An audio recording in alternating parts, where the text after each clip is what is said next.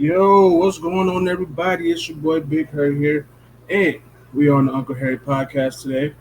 So, this segment is called Holla at Harry, where I get to just, sit back and chat with my friends. And I have on people that I want to just talk to and chat with and get to know a little bit more about. I have a guest today. His name is Romel. He should be joining the pod soon. Um, Go to my YouTube page, Joshua Hurt. Like the page, subscribe, all that good shit. We're gonna just wait on the guest. He should be here soon, and I really hope you guys enjoy the show. I really, really like doing this shit. I want to have more people on here, and I just want to have good conversation. People don't have enough fucking conversation. Everybody's always arguing, fighting, and shit, and we don't need that. When you got your boy here, it's gonna be good conversation. I'm going live on Facebook right now. I think I'm live on YouTube. I'm live on my Twitch.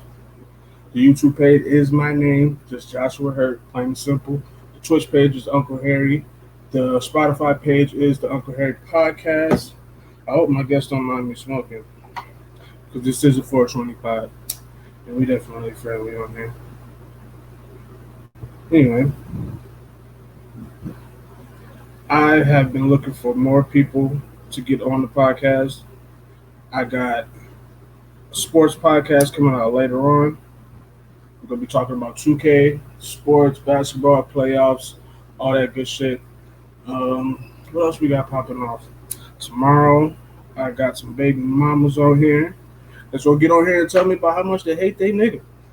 Well, not exactly, but they're gonna be on here talking about why they're single mothers, and what they expect more from men in 2020. So, I can't wait to get that started. I'm gonna pull me up a little something here. I'll be waiting on Romel. So, interesting about my guest today. As you guys know, you know me. I was in the fire when I was a kid, right? And I found him, and he went through the same circumstances. So I thought it'd be interesting to have somebody on that I could just talk to and see what it was like coming up, going through some of the same things that I was going through, and being a different person in society and looking a little differently. I hope my audio's coming through good. Let me know if y'all can't hear me. Going through some of the same things that I was. Oh yeah, yeah. Audio's perfect. Audio's perfect. Cool. So I got. Yep. I hear you on YouTube. I got my shit. Oh, hold on, Romel. I see you. Hey, what's going on, sir? Yes, I'm good, my brother. How about you? Hold on, I can't hear you. I think I might have you muted. Oops. I think I might need to find some headphones really quick. There we go. Can you hear me? I could hear you just fine. Can you hear me? For some reason. Maybe you should give me just 1 minute. Let me just go grab some headphones really quickly, okay? Sorry about this. I'll be right back.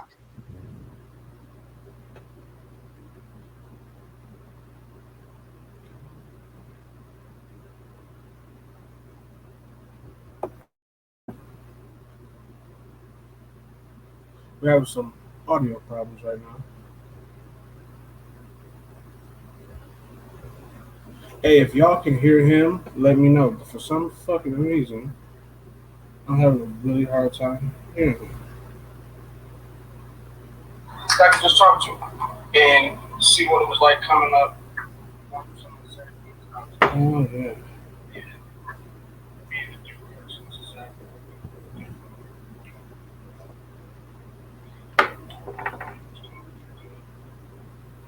What's up, Jay? How you doing? Hey, Jay, can you hear me? Is my audio coming through clear?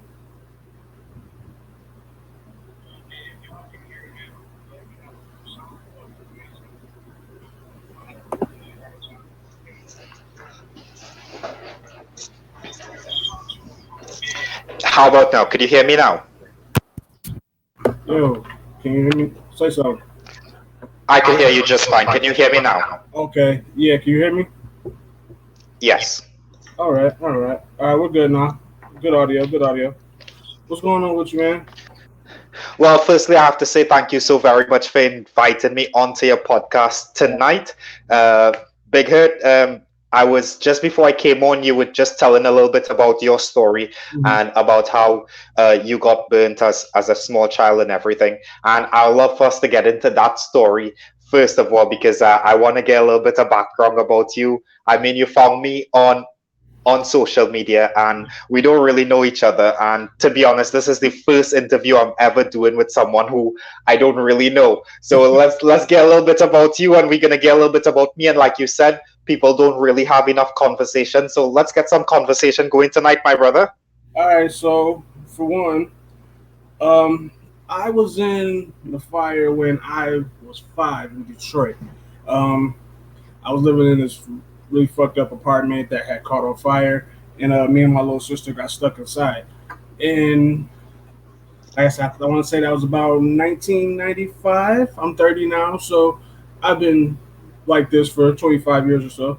And I I guess I really was interested in talking to somebody else that's been through the same experiences, like going through life and school. I have been going through your page, and like you seem like such a happy person. You know, like a is that your baby on your display picture? Yeah, yeah. Like family, kids, like I guess so. A lot of kids that have went through similar situations as us, they get discouraged, and they wouldn't exactly think that they could have the happy life like we have now. So I wanted to just talk to you and see like what was it like growing up and like going through school to become the man you are today. Well, you see, like, I got to tell you a little bit about me. Mhm. So like, firstly, I've never attended school. Really? I've been living on my own since I was 11 years old. I've been living on the streets of the Caribbean since the age of 11. What happened was my mom's house got burnt down, my family got separated. I myself ended up living on the streets, sleeping on the sidewalks, eating from the trash cans, begging to survive. And what happened was one day I was sleeping on a park bench, and some unknown person, they came up to me and they poured a bottle of acid on my face as I slept there. So that's how I got my burn at the age of 15 years old. So I wasn't in school, but however, I can identify with as a young person suffering from such tremendous burn, such a horrific experience. It's very similar to yourself, even though it's different circumstances. And the taunts that I would receive from people, the scorn, the name calling, the scare, the fear that people will have in their hearts and their minds when they saw me. They would cross the road when they would see me. They wouldn't even walk on the same part of the sidewalk as I would. So I could completely identify with that pain. But I didn't go the normal trend as to going to school. So I wasn't really in the middle of it like you were. So Right. I can't even imagine what that might have been like for you to be forced into the situation where every single day you're in an enclosed room with your peers who don't really understand, who mightn't even have the adult mentality to comprehend what you're going through as an individual dealing with these burns. I know because I've been going through it now for 16 years now. I'm 31 years old now, and I've been going through it for a long while. So I could hardly comprehend what you might have gone through, my brother. You have to be very strong. Um. Wow. I'm baffled. So you said you were 15 when that happened, and somebody poured something on you while you were sleeping. Yeah, yeah, yeah. So first, just right there, like, did you ever like try to catch the person, like report them to the police or anything? Did they get away? You know what? I'm originally from Trinidad in the Caribbean, and I'll tell you exactly what happened at that time. I went to the police station and the police said to me, they said, listen, look at your face. You need to go away from here. You're disturbing our food. I went to the local police station and they chased me away because of the look because of the severity of the burn on my face. That was the level of discrimination I faced in Trinidad. I was also living on the streets at the time, like I said, sleeping in the parks, eating from the trash can. No one took me seriously. No one took my case seriously. Obviously, there were some people that took pity on me and wanted to help me, but the authorities, they did nothing, and there was no systems in place at that time, you know? That's crazy. So the person that did it just got off scot free, no They, harm. Foul. Yeah, you know what? Like, I've met so many people in my life that has said to me, Romel, if I found this person, I would do this and I would do that to them if I only knew who it was. Yeah. And as the years went by, Joshua, as the years went by, I started to say to myself that if I found that person, especially today, if I found that person right now who did this to me, I would run up to them, Joshua, and I would hug them and I would kiss them and I would thank them. Because you see, let me explain, You have because to they explain thought, because I'd have the Jo- complete opposite. I'm going to jail. Joshua, no, let me break it down for you, Joshua. You see, they thought that they would do some evil to me and they would destroy my life.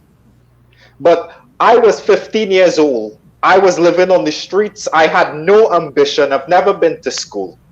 But when that happened to me, you see, I thought I was like a pretty boy. I was living, while living on the streets in Trinidad, I decided if you're going to eat from the trash cans, you might as well go live in the wealthiest neighborhoods and eat in the trash cans in the wealthiest neighborhoods.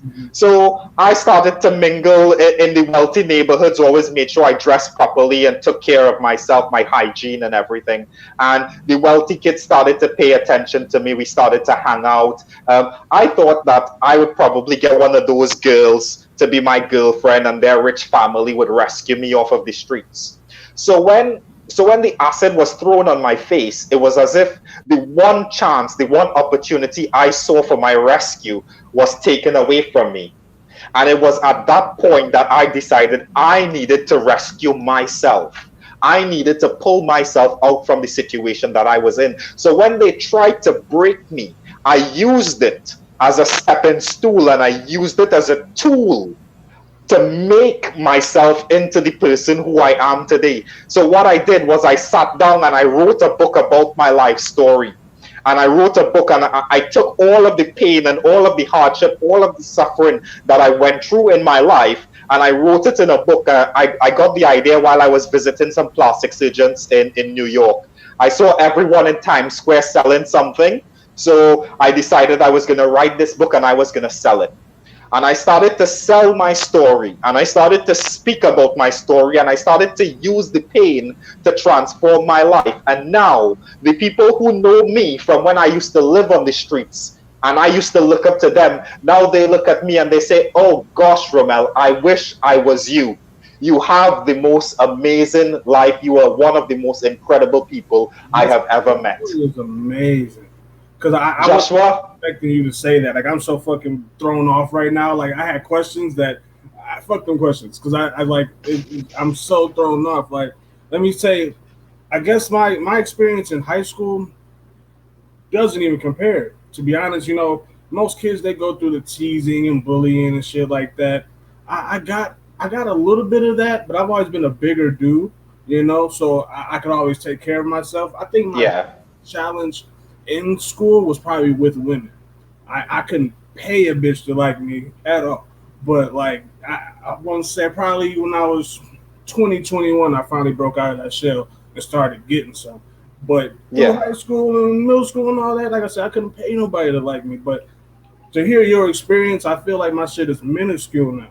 Like it's literally it doesn't even compare. So now you're 30. You said you're 31 now. 31. Are you married? I am. You would say so. Everyone would think so. I'm engaged. I'm engaged. There's a ring on her finger. We have a baby together, but we are not yet married. COVID-19 it sort of put some dampen in our plans and everything like that. But yeah, we married. We married. She's my wife. Same thing. So, how did you meet your wife, and how was that experience with trying to court her, basically? Because I know for me, I was shy. I didn't really want to talk to nobody. I didn't want them looking at my scars and shit like that. Like, was there a sense of shyness, or where you just had enough confidence to just go in? All right, so I met my wife after I had built up a lot of confidence in myself. I had to first work on myself. But however, like there was a long period of working on myself. So there Right. was a lot of that shyness, there was a lot of that rejection, there was a lot of that girls thinking like, how dare he even think about looking to like me, you know? So I know a lot about what you're speaking about, and what I would say, what I would say is that you have to find the value in yourself.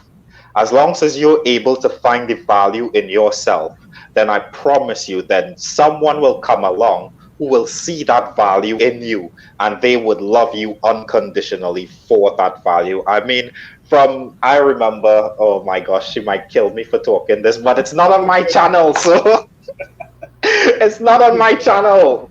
I can do what I want tonight. Joshua, I remember the first time I met my wife, the very first moment we met. She walked up to me and she introduced herself and she asked me what was my plans for the future, if I wanted to have kids and how many. She asked you, So, you know, you didn't run away. the very first question, the very first question as she introduced herself, like, because you see, the thing is that she saw something in me. You know, the way how she described it is that throughout her entire life, she was given a lot of love and she didn't know what to do with it. And the moment that she saw me, she knew that she was given that love to give to me, you know. So I was fortunate, but I had to search the world. I had to go through a lot of broken relationships. I had to go through a lot of heartbreaks. I had to go through a lot of every time you have an argument with a girl who you might be dating, one of the first thing they bring up is the burn on your body and so forth. And I went through so much of that, you know. I don't want to name any numbers, but I went through my fair share of that. I have to. I know exactly what you mean. It's almost like it's hard to even trust somebody you're with because they always have this little tool in their back pocket to pull out on you at any time to try to make you feel bad in some way. I think I got over that feeling bad stage, like I said, in my 20s because for some reason I started getting conceited out of nowhere and it Yeah. just stuck. But I feel like my level of conceitedness is also a mask for actually the pain that I went through a lot when I was younger. And I'm sure you can understand that. And it's like Yeah. now I'm battling with, is this actually who I am or am I still masking some stuff? And I don't know how to let go of it. You know, I am the exact same. I'm still trying to. I don't even know who I am. I've never been able to discover myself because, like I said, I started to live on the streets when I was 11 years old, and at that time, I started to smoke weed, and from that point in time to now, like I don't think I ever went a week without it. You know, so Now, are you using me. weed as a recreational thing or is it to help psychologically? No, for me, it's psychological, medicational for me Right. because Me too. you know people like us, we go through a lot of trauma, we go through a lot of stress, and there's you know, a lot of times we don't speak about it, especially men, especially strong black men like ourselves. Mhm. We don't really talk about the psychological impact that things has on us, the things that the trauma that we went through in our past. We just carry on, you know, with a brave, strong face. But we face a lot and we go through a lot, and every single day, every night, if it's the someone, sometimes Joshua, I might be walking down the street and it have two people walking on the other side of the road, and they suddenly start to laugh amongst themselves about whatever they're laughing at. But you know those voices in your head, they start to tell you like, "Oh, look at these people! They're laughing at the burn on your face." You know, they're laughing at your situation. Have you ever like I had those same problems, right? But sometimes I get extra critical and I go deeper and I think, hold on, Josh, are you overthinking it? Are you thinking about something they're not even thinking about? Like maybe you got something on your shirt. Maybe they're not even thinking about you, and they just happen to have been laughing at the same time they're passing by. Exactly. That type of shit will drive you insane, It literally. almost did. It almost did. It almost did. Joshua, I'm telling you, is I attempted suicide 3 times because it almost drove me insane. And if destiny didn't have a plan and a purpose for me being here, then I definitely would not have been here. The times that I survived suicide, you could only say that it was God Himself that intervened and preserved my life. There's no other explanation for it. If we have some time, I could go through a little bit more about my story with you, but that. All right, so let's discuss the first time. So I got this burn on my face 2004. In 2006, I was standing on my street and I was convinced that my life could never get better. My face, it was at its worst. I saw no hope. Everyone was scorning me. It was just painful. Taxis didn't used to pick me up. Bus drivers did not allow me to get on the bus.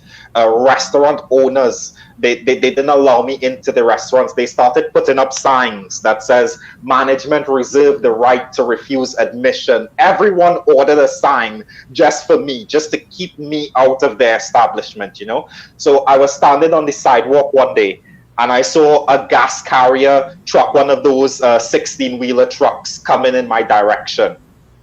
And that truck was speeding, and I could see in my mind, I could see my end, and I could see that truck just hitting me, and I could see all of my problems over, you know. So when that truck was like 10 feet away from me, I just ran out in front of the road, and the tires started to screech, and I closed my eyes and my hands were stretched out like this. And Joshua, I kid you not, I started to smell engine oil.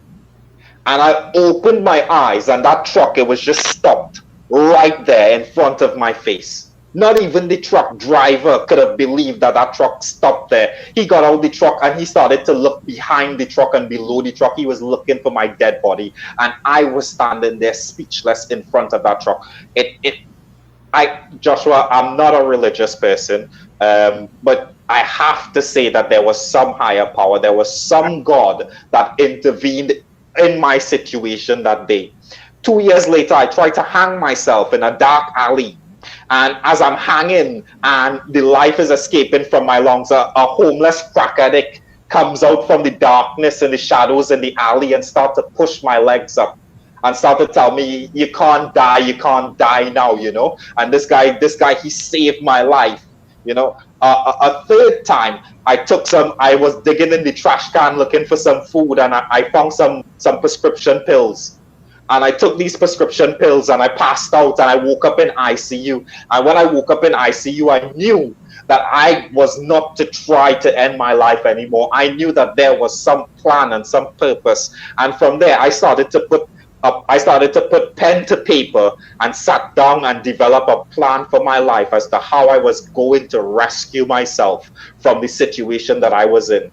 From that day, I have never looked back. I have continued on that course, and I am exactly where I wanted to be. You know, when I look back, that was 2009. When I look back to my 10-year plan, 2019, in 2019, I should have spent at least about 5 years in America and 5 years in Europe.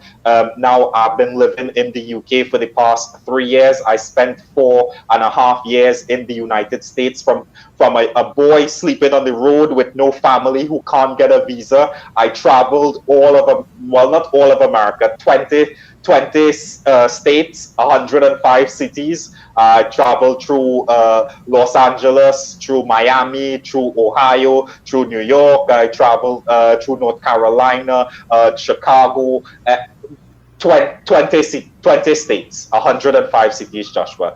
I came up with a plan that I was going to rescue my life. And you see, I'm sharing all of this because I want to inspire and I want to encourage you and all of your listeners that no matter what situation they might be facing, no matter how down they might think they could be, like they have whatever they need within them, within each and every person. You have whatever you need to succeed. All you have to do is believe in yourself, sit down with a plan, and work on your plan and stay focused, and you will reach where you're trying to go. The hard work, it will pay off. So, do you think now that you're older and you understand everything that you went through, do you think back then it was more of like a psychological thing, like some people would say trying to commit Oh suicide? yeah, definitely. Yeah. Definitely, definitely. I think my mind was my biggest enemy. I think that 90% of the people, they were not talking about me. Obviously, there was the obvious ones, but the not so obvious ones. 90% of them, they were not talking about me. But you see, you have this thing, this thing in your mind that tries to make you think that you're not good enough. That try to make you think that you're not handsome enough. That try to make you think that you're not smart enough. That try to make you think that everybody else is against you. But you have to stand up and say that, listen, no matter what, I'm good enough for me. I'm smart enough for me. I'm handsome enough for me. And I want me. I don't care what anybody else think. And the more you shut that voice down, is the more your voice is gonna grow and your confidence is gonna grow and your success is gonna grow. Okay, so now that you're older and you clearly understand yourself a little bit more, and you have this child now, and you brought this child into life, do you ever wonder about that conversation you're going to have with them when they get older and they ask questions? Um, honestly, I did think about it a couple of times. Like, I wonder how that conversation will go if one day he would ask me. But um, I'll tell you something. While I was living on the streets, when I got the burn, I was living in this community where all of the kids and all of the families, everybody loved me because I was always well mannered, respectful. I will always help anyone. I will help the old ladies carry their market bags. I will help the blind guy cross the street every day, and Mm. so forth. So there were kids who were around me at the point where the burn it was really bad, and to them it didn't matter. To them, I was the same Ramel, and they loved being around me. They loved spending as much time as possible with me, and they never once asked me about my face. So I'm hoping for that kind of reaction with my son. Okay, I have a question. So about that Yeah. community, um, was it a diverse community, majority white, majority black? Because of my experiences, you find the different type of looks and stares and conversations about you in different areas. That is 100% true.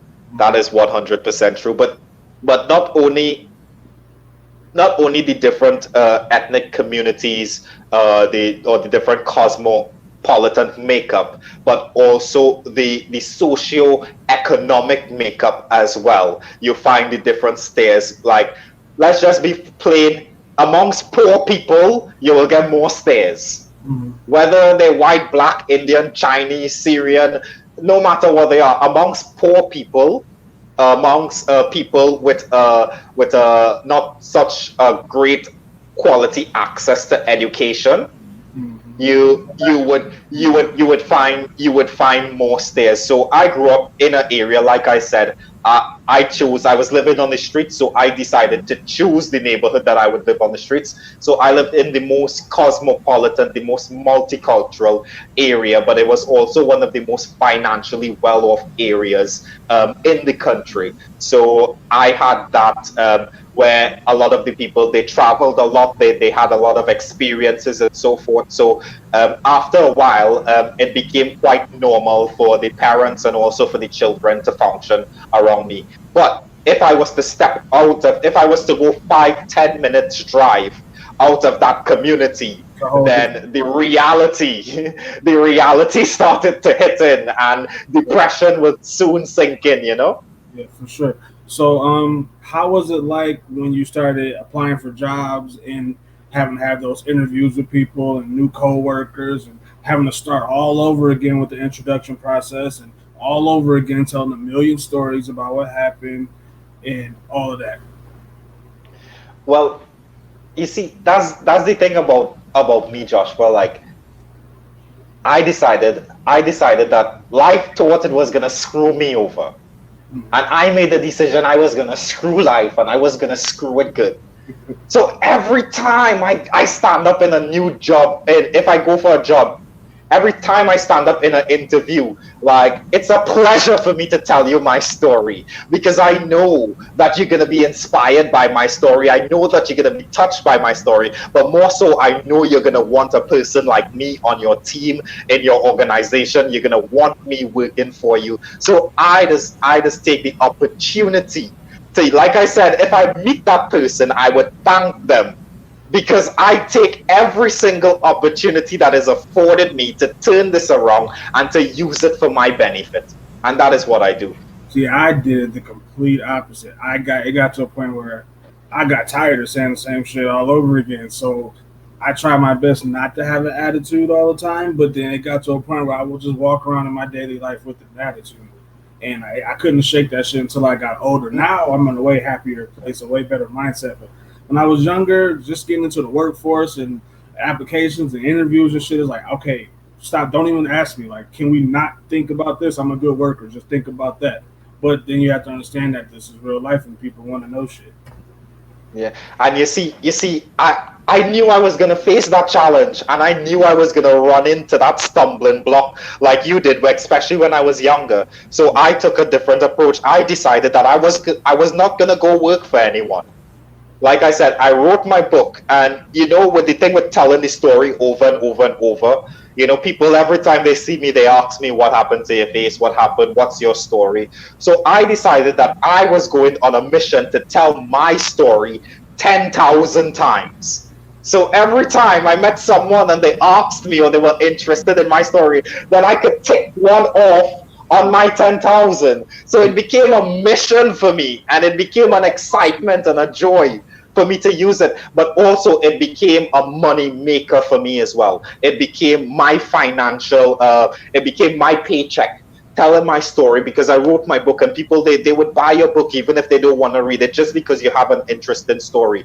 They would invite me to speak in their churches, in their community groups, in their youth gatherings, in their social parties. They would invite me to their homes for dinner to come and speak to their families. And I started a website, and I started marketing on Facebook and so forth, and I started pushing myself and pushing my story and really marketing my testimony. And instead of going and getting a job, I used it to travel the world and just travel and tell my story.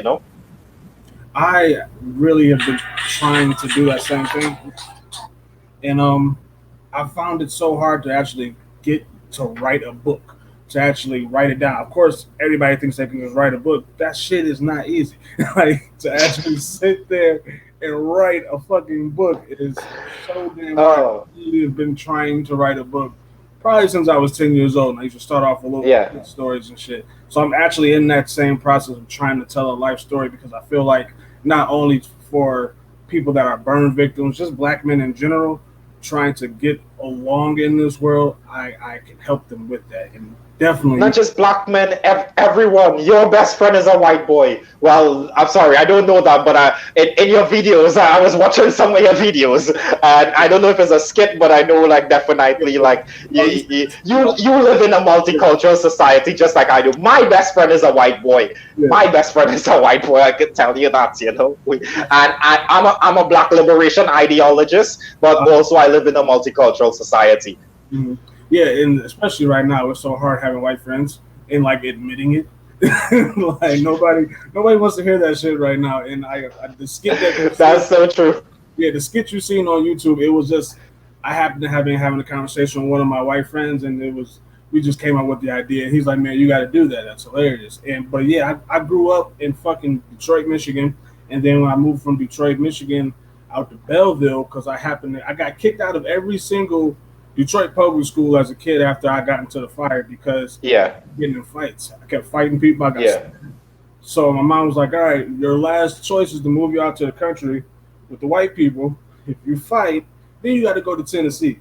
I'm like, all right. So we moved out to Belleville, and I've been cool since. And like, I've met so many different people, all different colored people, and I refuse to give up my friendships because of the ideology of what's going on right now. Exactly, exactly. Because you know, like you said in your skit there, at least the one you did that one skit about Black Studies class, first day of Black Studies classes, and like you said in that speech there, then if we just mirror that hate, then we just continuing what has been passed on or what has been projected on us, you know.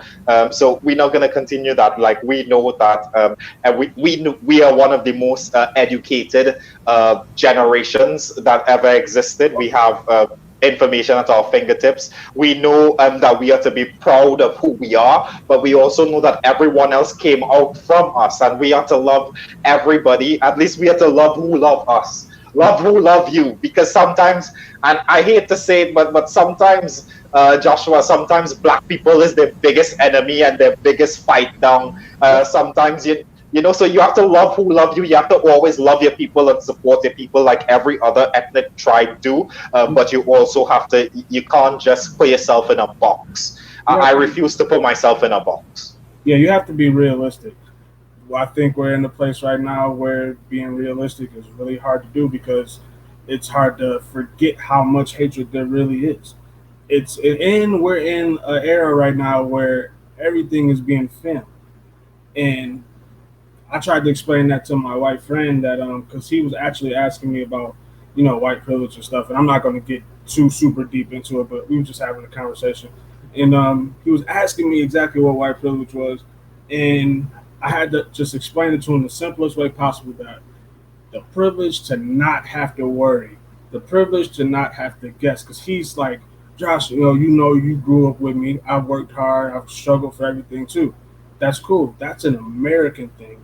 That has nothing to do with your privilege. Your privilege is the fact that you don't have to second guess yourself at all about certain things in certain places. You don't have to walk into a McDonald's by yourself and get stared at because people think you might rob this place when you really just want a fucking chicken. It's so simple. So I just had to explain that to him. But your story, back to what we were talking about, I didn't even know it was going to be as inspirational as it was. I did not even expect to have this kind of conversation, and I definitely want to talk to you again about this. I want to actually get. You think we could do a part two? Definitely, bro.